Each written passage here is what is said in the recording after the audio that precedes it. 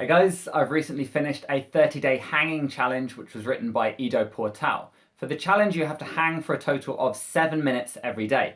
It's not all in one go, you can break it down into as many sets as you like and ideally spread that across the day. The hanging itself falls into 3 categories. There is passive hanging, where you're relaxing through the shoulders and upper back.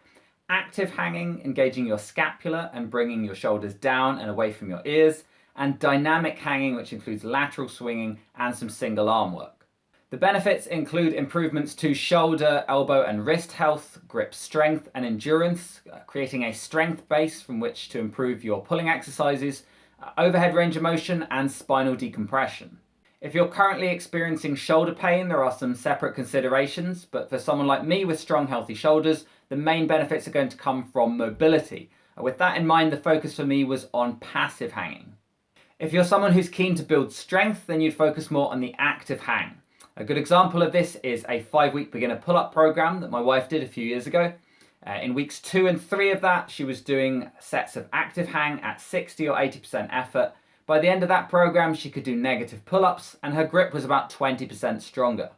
One problem she did encounter was calluses. What should have been 11 sets of active hang on day 21 was stopped short just because her hands hurt so much.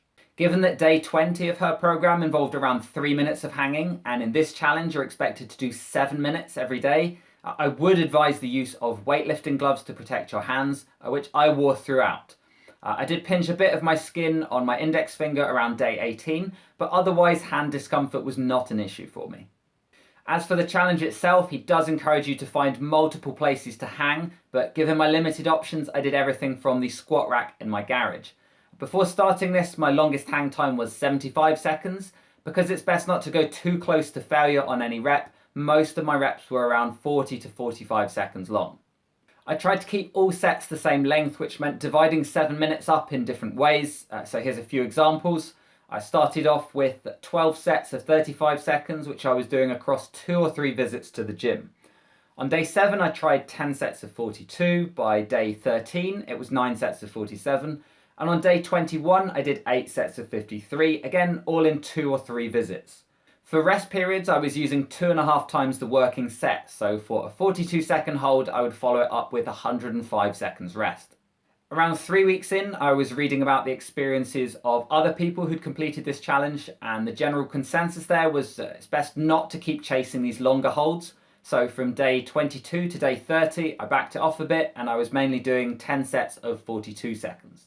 The way I approached it was possibly not in the same spirit as he intended the challenge to be completed. He does say not to treat it like a workout.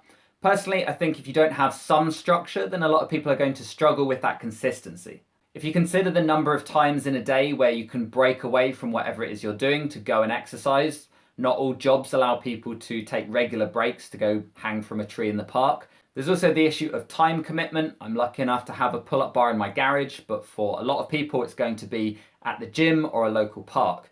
This would all be made easier by following his recommendation of installing a doorway pull-up bar.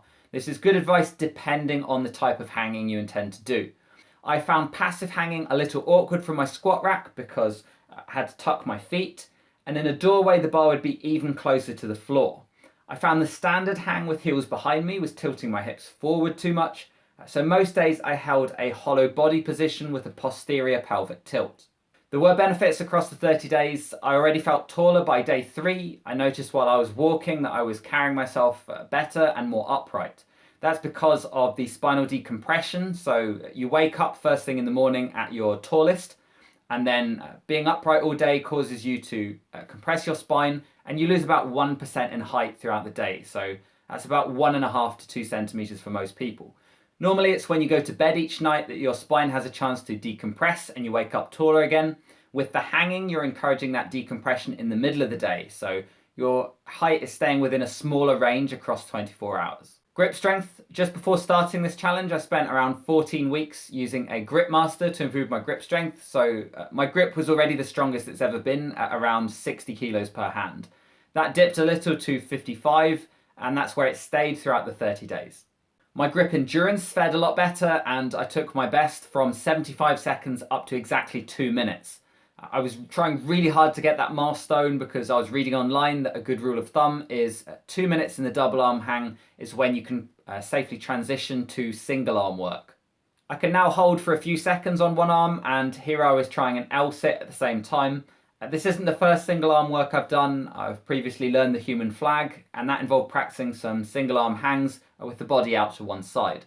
Forearm size stayed the same. I was getting a really solid pump after each session, but across the 30 days, it stayed the same. This was me doing finger extensor work in a sock, which I added from day 14 after experiencing some mild elbow pain. The other big benefit was mobility. Before lower body weights, I do quite an extensive warm-up, but when it comes to upper body, it tends to be a few arm swings and then away I go. I was getting a really good stretch in my lats and triceps. It was bordering on straining them at some point, but across the 30 days, I feel like it's really freed up my shoulders and back.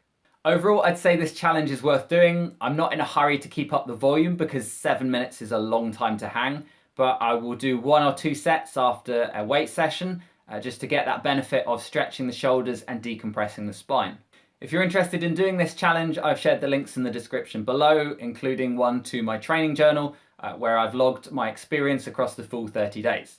Thanks for watching.